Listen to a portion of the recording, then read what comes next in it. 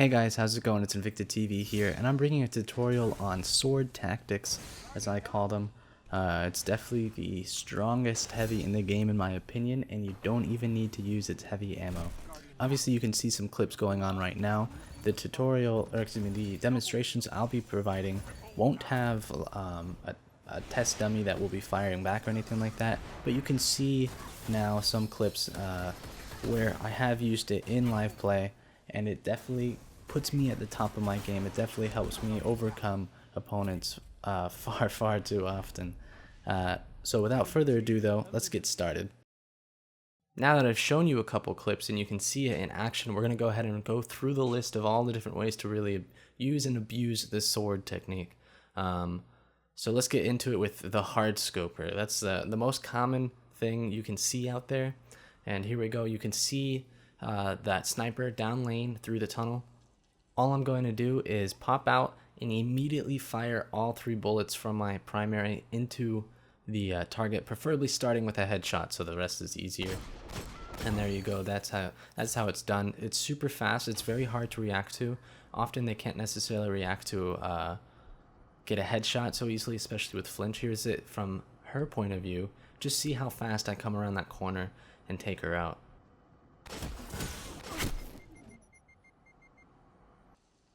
Now that I've shown you with a primary, we're going to go ahead and show you with probably a better option to do this kind of trick with, the No Land Beyond, which you can use at any point, has ammo off the rip, off spawn, etc. And very good for trials, of course, which is the main thing to focus on in Destiny, apparently.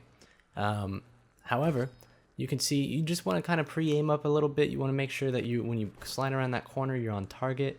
Kind of showing you a couple of adjustments here that I am making, and basically you want to play with it yourself and get used to where the sweet spot is and how much you need to push out. So here I go, sliding out and easy kill, super fast. We need to see that from her point of view. You guys have got to see just how fast this is. Without knowing it's coming, it's really hard to react to. Trust me, I do it all the time. And once you guys start getting this down, it'll be very easy for you to pull off as well. It's super simple. Of course, it doesn't only work well with the No Land Beyond, it also works well with snipers, and it can also work well with sidearms. However, for select classes, you can also use this very effectively with sticky grenades. I'm going to go ahead and show a couple clips here of me doing it. I call it the sticky slip, and it is really broken and very abusive. And it shuts down campers and hardscopers and other forms of laners really well. And I suggest that if you are playing on a class that has fusion grenades, magnetic grenades, or flux grenades, that you begin using this tactic immediately. It can help out so much, simply knowing exactly where to aim ahead of time. Now that we've effectively learned how to take out hardscopers, it's time to learn how to take out what I call the peeker. And that is somebody who will intermittently come out and look down a lane, basically like a hardscoper, but isn't there the entire time. You can notice these guys doing it because of the radar at the top left of your screen, and when you notice that they're doing this, it's easy enough strategy to sit here and camp and wait to see when they're going to be out long enough for you to take some kind of initiative on them. Remember, using this sword tactic guarantees you get the first shot if you know what you're doing once you've got it down and practiced. And it's so important to get that first shot because this is a game of time to kill. And with time to kill, the person who gets the first shot, as long as you don't miss your shots, often is the one who gets the kill.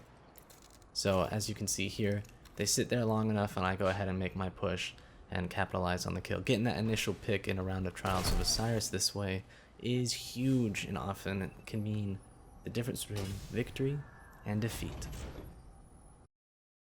It's time to take the strategy of looking around walls one step further by not only looking around them, but looking over them. Here we are on Black Shield, and we can see on our radar that somebody's camping on the other side of this rim. And it's a very common spot for people to camp at, etc. And if people are laning with a sniper or something like that, perhaps primary as well, it's very simple and easy to be able to use the sword to look over the rim, to look over obstacles, and go ahead and take them out by any means necessary. Here it's with a sticky grenade. Let's check it out from her point of view, how fast that sticky grenade comes out, and that she really doesn't have the opportunity to react to it because of the way aim assist works on sticky grenades, and the way the movement in Destiny is actually very slow compared to other shooters. We also have a clip with the No Land Beyond, and just see how fast, within a fraction of a second, I've seen where she is, swap to my primary, aim up, draw, and immediate headshot. It's, like I said, very tough to react to this, especially with latency and server tick rate. The best the opponent can often hope for is a quick reaction trade of some kind. Real quickly, I also wanted to demonstrate another area on Floating Gardens where you can peek over certain obstacles on the map and be able to really determine where your opponent is. As you can see here, I can see if they jump over from one area into the middle, and I can also use my jump to not fully go over the obstacle, but be able to use my sword to really gather intel on their location across. And then here I am using the sword. Once I've learned their location and know where they are, I can easily push out with a slide and shoot directly on top of them, really shaving fractions of a second. But in a first-person shooter, or any kind of shooter, any game like this, fractions of a second in PvP is everything. I want to take the time real fast to point out something that should be very obvious to some, but I haven't really yet mentioned anything about it yet.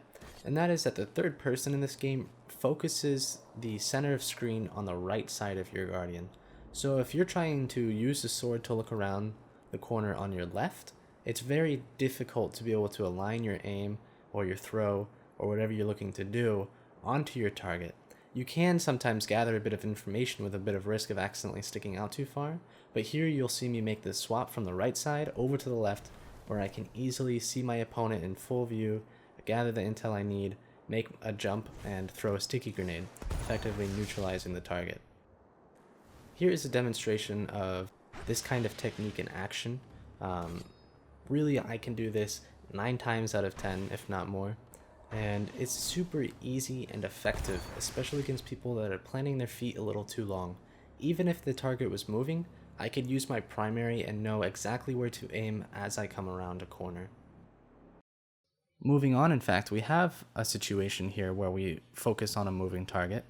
You can see clearly that heavy is out, and some people blindly run off to that. And of course, we're going to take advantage of this. Normally, if you're trying to simply get the kill, I would have popped out here when I see them facing a way that is not towards me, and get that easy first shot, probably easy 2 hits in before they can react, and that they'd be immediately dead. Using your sword to simply see when they pop out from their cover and are blindly running to a spot, or to see if they're simply turned another way in that moment, is super advantageous, and you can immediately guarantee yourself the kill so long as you don't miss your shots.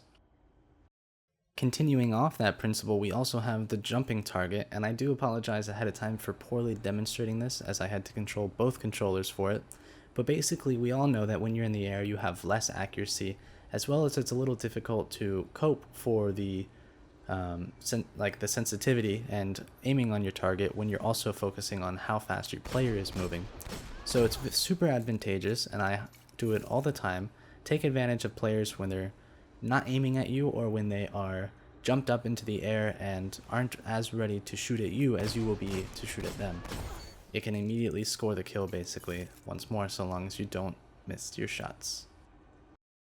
While all the tips so far have been focused primarily on offense and how to use it to push your target, there's also a way to use the sword defensively, and that is either A, you have been weak, or B, the opponent has popped some kind of super, such as a golden gun in this case, and you can use the sword to always know where they are and stay around some kind of obstacle. In this case, it was a crate. When all is said and done, the sword is a very versatile weapon, even without any heavy ammo in its clip. In fact, I have not even equipped a rocket launcher nor a machine gun since I began using the sword permanently sometime in year 2. With these techniques, I can stay at the top of my game in both sweats and trials, which pretty much are the only 2 game modes I ever play. In fact, I find this to be the number one heavy in the game and the number one way to play the game, because you can use it as third person, you can move around with it, and it's much easier than using an emote. It does not center your screen the same way emotes tend to do when you enter it, etc, etc. It's very, very versatile, and it's definitely one of the strongest, it's definitely one of the things you could do to make yourself the best you can be. Hopefully this tutorial has helped you guys. Hopefully you can take everything with a grain of salt, with obviously the test dummy didn't really shoot back, etc. Of course there are some clips going on right now, and there were some clips at the very beginning that kind of demonstrate moments I've used the sword to my advantage, and hopefully you guys can go ahead and be the best you can be out there. Hopefully this has helped you. If you like the video, guys, though, please leave a like, comment, and subscribe. I'd love to hear your thoughts on this. I'd love to hear how broken it maybe you consider it to be, and whether or not you want it in Destiny 2. I kind of honestly love it, and I think that it adds a new element to the game, but of course it can be very game breaking, especially if you've seen me play for long periods of times. It's quite abusive. Other than that, guys, like I said, please leave a like, comment, and subscribe if you enjoyed the video, and I hope to be seeing you out in the Crucible soon. Enjoy, Guardians. I'm out. Bye.